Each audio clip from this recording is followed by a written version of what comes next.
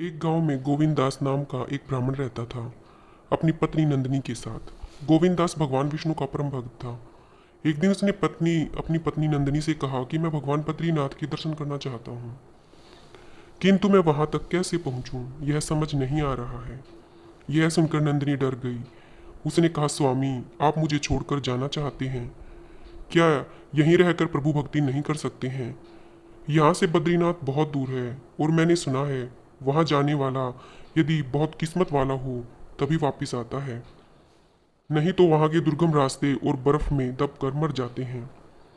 यदि आपको कुछ हो गया तो मेरा क्या होगा? यह सुनकर गोविंदा सोच में पड़ गया। उसने नंदिनी से कहा, अच्छा ठीक है, मैं इस बारे में सोचकर बताऊंगा। यह कहकर वह मंदिर चला गया।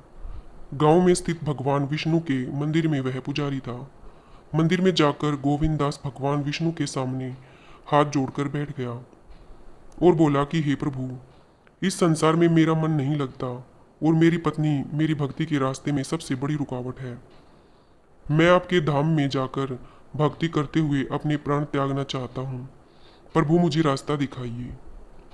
इसी तरह कुछ दिन बीत गए। एक दिन गोविंद दास भगवान विष्णु के चरणों में बैठकर रो रहा था। वह भगवान से बोला, प्रभु, मैं इस गृहस्थ जीवन में नहीं रह सकता।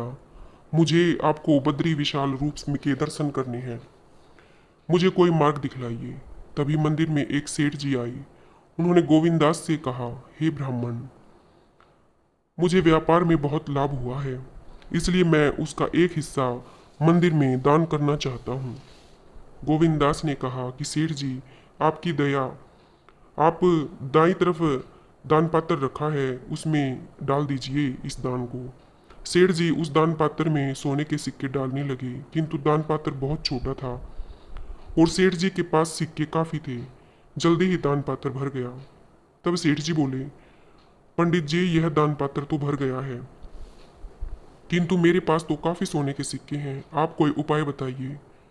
यह सुनकर गोविंदास ने कहा, सेठ जी, यह दान पात्र तो गांव वालों के सामने ही खुलेगा, तभी खाली होगा। तब सेठ जी ने कहा, आप बाकी के सिक्के अपने पास रख लीजिए। जब दान पात्र खोलने के लिए गांव वाले इकट्ठे हों तो उन्हें ये सिक्के दे दीजिएगा। यह कहकर सेठ जी ने सिक्कों की थैली गोविंदास को दे दी। रात के समय गोविंदास वह सिक्कों की थैली लेकर घर आ गया। रात के समय जब वह सो रहा था तो उसके मन में विचार आया कि यदि ये सिक्के मैं अपनी पत्नी को दे दूं तो उसके पूरे जीवन का खर्च चल जाएगा और मैं भी निश्चिंत होकर भगवान श्री हरि की भक्ति कर सकूंगा।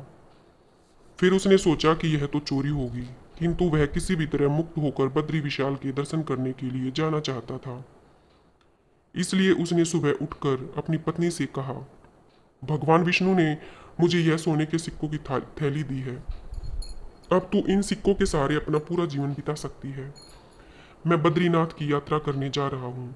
यदि यदि जीवित आ गया तो ठीक, नहीं तो तू संतोष के साथ इस धन को धीरे धीरे खर्च कर अपना जीवन बिता लेना। यह कहकर वह भगवान बद्री विशाल के दर्शन के लिए चला गया। पैदल चलते चलते उसे कई महीने बीत गए। रास्ते में उसे कुछ खाने को मिल जाता तो वह खा लेता और कहीं भी रात में सो जाता। सुबह वह श्री हरि का जाप करते करते चलने लगता। कई महीने बाद वह भगवान बद्री विशाल के मंदिर के पास पहुंचा। वह मंदिर की ओर जा रहा था, तभी उसे किसी ने आवाज दी। गोविंद दास ने मुड़कर देखा तो एक आदमी उसके पास आया। उसने कहा, पंडित जी, आप कहाँ जा रहे हैं? गोविंद दास ने कहा, मैं भगवान बद्री विशाल के दर्शन करने के लिए जा रहा हूँ। तब उस आदमी ने कहा, लेकिन मंदिर के पट तो कल ही बंद हो गए, अब तो ये ठीक 6 महीने बाद ही खुलेंगे। यह सुनकर गोविंद दास रोने लगे। उसने कहा, भाई, मैं तो बहुत दूर से आया हूँ, अब तो मैं वापस भी नहीं जा सकता, मैं क्या करूँ? तब उस आदमी ने कहा, यहाँ तो बहुत बर्फ पड़ती है, तुम जीवित भी नहीं रह पाओगे। मेरे साथ चलो, मैं तुम्हारी नौकरी लगवा देता हूँ और रहने का इंतजाम भी करवा दूंगा। 6 महीने काम कर लेना, उसके बाद मंदिर खुल जाएगा, तब दर्शन कर लेना। गोविंदास चुपचाप उसके साथ चला गया। वह आदमी उसे अपने मालिक के पास ले गया। गोविंदास ने जब उन्हें देखा तो वह अपने उनके पैरों में गिर गया। ये वही सेठ जी थे जिनके सोने के सिक्के उसने अपनी पत्नी को दिए थे। सेठ जी ने पूछा, अरे पंडित जी, आप यहाँ कैसे और आप रो क्यों रहे हैं? तब गोविंददास ने सारी बातें बता दी। यह सुनकर सेठ जी ने कहा, यही भगवान बद्री विशाल की लीला, और आपने चोरी की इसलिए उन्होंने आपको दर्शन नहीं दिए। अब 6 महीने काम कर उतने ही सोने के सिक्के इकट्ठे कर, जब मंदिर खुले तो दान पात्र में डाल देना, तभी आपका प्रायश्चित होगा और भगवान के दर्शन भी तभी होंगे। गोविंददास 6 महीने तक दिन रात मेहनत से काम करने लगा और खाली समय में श्री हरि के भजन गाता रहा। इसी तरह 6 महीने बीत गए। गोविंददास ने अपनी मेहनत के से कमाई सोने के सिक्के लेकर दान पात्र में डाल दिए और फिर भगवान बद्री विशाल के दर्शन कर उनसे माफ़ी मांगी। उसके बाद वह वापस अपने घर की ओर चल दिया। घर पहुंचकर उसने अपनी पत्नी को सारी बात बताई और फिर वह मंदिर में पूजा अर्चना का काम करने लगा।